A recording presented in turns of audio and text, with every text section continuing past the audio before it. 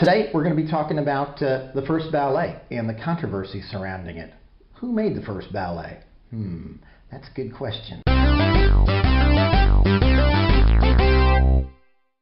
So, we got two schools of thought here. The first school says that the first ballet was created by a man named Berganzio de Botto. Berganzio, well, he was what you call a master of entertainments. And he was working at the time, well, this is like way long time ago. This is like 1489, right? This is like when he made the first ballet. So, Duke of Milan, see, that's where Berganzio's from. He's from Milan. He comes up to Berganzio and he says, "Yo, B, you're a creative guy, right? Why don't you make something special for my wedding?" You see, this Duke of Milan, he was this dude named Galizio Visconti, and he was getting married to this real hot babe named Isabel Aragon, and he wanted something special, right? Berganzio, he puts on his thinking cap, and he comes up with his great idea, and it's called a spectaculare, is what he calls it, a spectaculare, and it combines music and acting and dances, and this whole thing is based on the story of Jason and the Argonauts. Now, you may not know Jason and the Argonauts, but basically Jason and the Argonauts is a story about this Greek fellow who goes around and has all these adventures. So they had these dances, and the dances were called entrees, right? Because at the time, an entree was something that was put in between the courses of the food. So all this dancing, all this acting and stuff, it happened all in between the courses of the food during this wedding scene. Now, fast forward, though, number of years, right? Number of years, and into a different country. Now we're going to a different country. We're going to France. Rocketing ahead, all the way to the court of Catherine de Medici.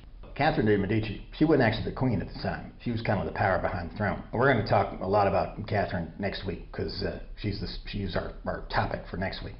But basically it's like this. She hires this fella, and his name is Baldassare de Belgiojoso. Now he makes this thing called the Ballet Comique de la Reine. All right? Now check this out. This is in 1581. You get it? So it's almost like 100 years later, right? So this was a wedding celebration, which is no surprise, right?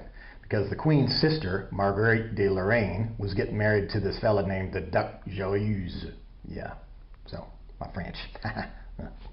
So the Ballet Comique de la Reine, it was huge. It was the first piece to include music, poetry, design, and dance, all to create a storyline.